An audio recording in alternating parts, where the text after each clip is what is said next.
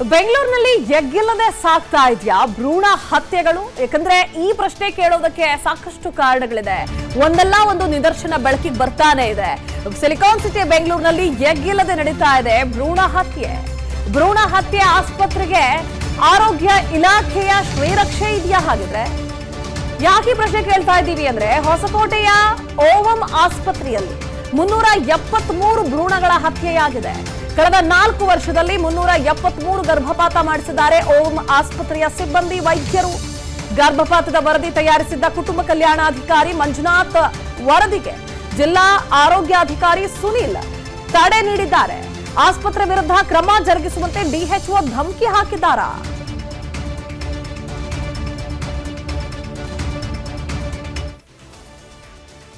ಆಸ್ಪತ್ರೆ ವಿರುದ್ಧ ಕ್ರಮ ಆಗಬಾರದು, ಆ ರಿಪೋರ್ಟ್ ಅನ್ನ ಸಬ್ಮಿಟ್ ಮಾಡಬಾರದು ಅಂತ ಡಿಎಚ್ಒನೇ ಧಮಕಿ ಹಾಕಿದ್ದಾರೆ. ಹಾಗಿದ್ರೆ ಕುಟುಂಬ ಕಲ್ಯಾಣಾಧಿಕಾರಿ ಮಂಜುನಾಥ್ ಅವರಿಗೆ ಅನ್ನೋ ಪ್ರಶ್ನೆ.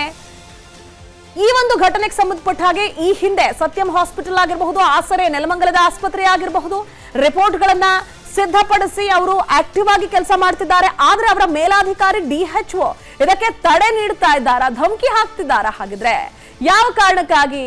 ಇಲ್ಲಿ ಹತ್ಯೆ ಮಾಡಿದ ಭ್ರೂಣವನ್ನ ಏನ್ ಮಾಡ್ತಾರೆ ಗೊತ್ತಾ? ಏನ್ ಮಾಡ್ತಾರೆ ಅದನ್ನು ಕೂಡ ಸುದ್ದಿಯಲ್ಲಿ ನೋಡ್ತಾ ಹೋಗೋಣ. ಒಂದ್ ಕಡೆ ಭ್ರೂಣ ಹತ್ಯೆಗೆ ಕಾನೂನಿನ ಪ್ರಕಾರ ಅಪರಾಧ ಇದೆ, ಶಿಕ್ಷೆ ಆಗುತ್ತೆ ಅನ್ನೋದು ಗೊತ್ತಿದೆ.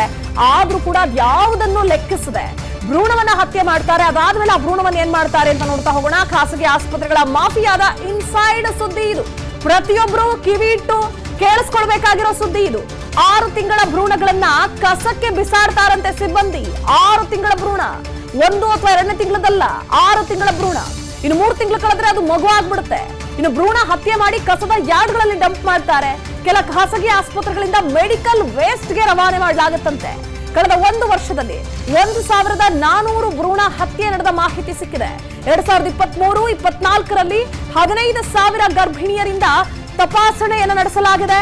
ಬೆಂಗಳೂರು ಗ್ರಾಮಾಂತರ ಪ್ರದೇಶದ ಖಾಸಗಿ ಆಸ್ಪತ್ರೆಗಳಲ್ಲಿ ತಪಾಸಣೆಗೊಳಪಡಿಸಲಾಗಿತ್ತು. 2023-24ರಲ್ಲಿ ಗರ್ಭಿಣಿಯರನ್ನ ಇನ್ನು ಆಸ್ಪತ್ರೆಗಳಲ್ಲಿ ತಪಾಸಣೆ ನಡೆಸಲಾಗಿ ಲಿಂಗ ಪತ್ತೆ ನಂತರ ಗರ್ಭಪಾತ ಮಾಡಿಸಿದ್ದಾರೆ ಅನ್ನೋ ಅನುಮಾನ. ಕುಟುಂಬ ಕಲ್ಯಾಣಾಧಿಕಾರಿಗಳಿಂದ ಇನ್ಸೈಡ್ ಡೀಟೇಲ್ಸ್ ಸಿಗ್ತಾ ಇದೆ. ಕಾನೂನಿನ ಪ್ರಕಾರ ನಾವು ಸರಿಯಾಗಿ ಕೆಲಸ ಮಾಡ್ತೀವಿ ಅಂದ್ರು ಪಾಪ ಅವ್ರಿಗೆ ಕೆಲಸ ಮಾಡೋದಕ್ಕೆ ಸ್ವಾತಂತ್ರ್ಯ ಇಲ್ಲ, ಅವರ ಬದುಕೇ ದುಸ್ಥಿತಿಯಲ್ಲಿದೆ. ಸೊ ಈ ಬಗ್ಗೆ ಹೆಚ್ಚಿನ ಡೀಟೇಲ್ಸ್ ನೀಡೋದಕ್ಕೆ ನಮ್ಮ ಪ್ರತಿನಿಧಿ ಮುತ್ತಪ್ಪ ನೇರ ಸಂಪರ್ಕದಲ್ಲಿ ಜಾಯ್ನ್ ಆಗ್ತಿದ್ದಾರೆ. ಮುತ್ತಪ್ಪ, ನಿನ್ನೆಯಷ್ಟೇ ಮಂಜುನಾಥ್ ನಮ್ಮ ವಿಸ್ತಾರ ನ್ಯೂಸ್ ನ ಲೈವ್ ನಲ್ಲಿ ಜಾಯ್ನ್ ಆಗಿ ಯಾವ ರೀತಿಯಾದಂತಹ ಅನ್ಯಾಯ ಆಗ್ತಾ ಇದೆ, ಅವರಿಗೆ ಆಗ್ತಿರುವ ಕಿರುಕುಳದ ಬಗ್ಗೆ ಮಾಹಿತಿಯನ್ನ ಬಿಚ್ಚಿಟ್ಟಿದ್ರು. ಇದೀಗ ಓವಂ ಆಸ್ಪತ್ರೆಯ ಕರ್ಮಕಾಂಡ ಬಯಲಿಗೆಳಿತಾ ಇದೆ. ವಿಸ್ತಾರ ನ್ಯೂಸ್ ಏನಿದು ಸುದ್ದಿ, ಎಷ್ಟರ ವರ್ಷದಿಂದ ನಡೀತಾ ಇದೆ, ಡೀಟೇಲ್ಸ್ ನೀಡ್ತಾ ಹೋಗ್ಬೋದಾ? ಪ್ರತಿಭಾ, ಈ ಬೆಂಗಳೂರು ಗ್ರಾಮಾಂತರ ಜಿಲ್ಲೆಯಲ್ಲಿ ಭ್ರೂಣ ಹತ್ಯೆ ಅತಿ ಹೆಚ್ಚಾಗಿ ನಡೀತಾ ಇದೆ ಅಂತ ಹೇಳಿ ಸ್ವತಃ ಈಗ ಕುಟುಂಬ ಕಲ್ಯಾಣ ಇಲಾಖೆ ಅಧಿಕಾರಿ ಮಂಜುನಾಥ್ ಹೇಳಿರುವಂತದ್ದು. ಆ ರೀತಿಯ ಕ್ರಮಗಳನ್ನು ತೆಗೆದುಕೊಳ್ಳಬಾರದು ಅಂತ ಹೇಳಿ ಈಗಾಗಲೇ ಆ ಭಾಗದ ಡಿಎಚ್ಒ ಒತ್ತಡ ಹಾಕ್ತಿದಂತೆ ಲೆಟರ್ ಕೂಡ ಬರೆದಿದೆ. ಆದ್ರೆ ಇದು ಮುಂದುವರೆದ ಭಾಗವಾಗಿ ಈ ಒಂದು ಗ್ರಾಮಾಂತರ ಭಾಗದಲ್ಲಿ 1400 ಭ್ರೂಣ ಹತ್ಯೆ ಆಗಿದೆ ಅಂತೇಳಿ ಈಗ ಮಾಹಿತಿ ಸಿಗ್ತಾ ಇದೆ. ಬೆಂಗಳೂರು ಗ್ರಾಮಾಂತರ ಭಾಗದಲ್ಲಿರುವಂತಹ ಖಾಸಗಿ ಆಸ್ಪತ್ರೆಗಳಲ್ಲಿ 1400 1 ವರ್ಷದಲ್ಲಿ 1400 ಭ್ರೂಣ ಹತ್ಯೆ ಆಗಿದೆ. ಈ ಹತ್ಯೆ ಮಾಡುವಂತಹ ಭ್ರೂಣ ಹೇಗೆ ಇದನ್ನ ಡಿಸ್ಪೋಸ್ ಮಾಡ್ತಿದ್ದಾರೆ, ಅಂದ್ರೆ ಹೇಗೆ ನಾಶ ಮಾಡ್ತಿದ್ದಾರೆ ಅಂತಂದ್ರೆ ಕಸದ ಯಾರ್ಡ್ಗಳಿಗೆ ಹಾಕುವಂತಹ ಕೆಲಸ ಮಾಡ್ತಿದ್ದಾರೆ. ಅಂದ್ರೆ ಬ್ಲಾಕ್ ಪ್ಲಾಸ್ಟಿಕ್ ಕವರ್ ಅಲ್ಲಿ ಈ ಭ್ರೂಣಗಳನ್ನ ಹಾಕಿ ಕಸದ ಲಾರಿಗಳಿಗೆ ಹಾಕುವ ಮೂಲಕ ಲಾರಿಗಳು ಹೋಗಿ ಕಸದವನ್ನ ಡಂಪ್ ಮಾಡುವಂತಹ ಕೆಲಸ ಮಾಡ್ತಿದ್ದಾರೆ.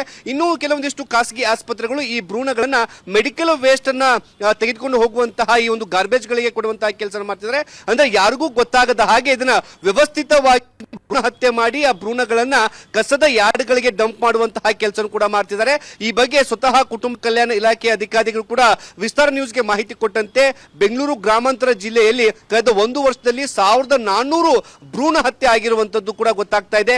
ಎಲ್ಲಾ ಭ್ರೂಣ ಹತ್ಯೆ ಮಾಡಿರುವಂತಹ ಆಸ್ಪತ್ರೆಗಳ ವಿರುದ್ಧ ಕ್ರಮಕ್ಕೆ ಮುಂದಾಗುವಂತಹ ಅಧಿಕಾರಿಗಳ ಮೇಲೆ ಅದೇ ಇಲಾಖೆಯ ಅಧಿಕಾರಿಗಳು ಒತ್ತಡವನ್ನು ಹಾಕ್ತಿದ್ದಾರೆ. ಯಾರು ಕೂಡ ಖಾಸಗಿ ಆಸ್ಪತ್ರೆಗಳ ಮೇಲೆ ಕ್ರಮವನ್ನು ಕೈಗೊಳ್ಳಬಾರದು ಅಂತ ಹೇಳಿಬಿಟ್ಟು ಇದಕ್ಕೆ ಸಾಕ್ಷಿಯಾಗಿ ಈಗಾಗಲೇ ಡಾಕ್ಟರ್ ಮಂಜುನಾಥ್ ಅವರು ಕೊಟ್ಟಿರುವಂತಹ ಒಂದು ಲೆಟರ್ ಕೂಡ ನಮ್ಮ ಹತ್ರ ಇದೆ. ಹೀಗಾಗಿ ಬೆಂಗಳೂರಲ್ಲಿ ಅತ್ಯಂತ ವಿದ್ಯಾವಂತರಿರುವಂತಹ ಬೆಂಗಳೂರು ಭಾಗದಲ್ಲೇ ಈ ಭ್ರೂಣ ಹತ್ಯೆಗಳ ಕೇಸ್ ಕೂಡ ಹೆಚ್ಚಾಗ್ತಾ ಇದೆ.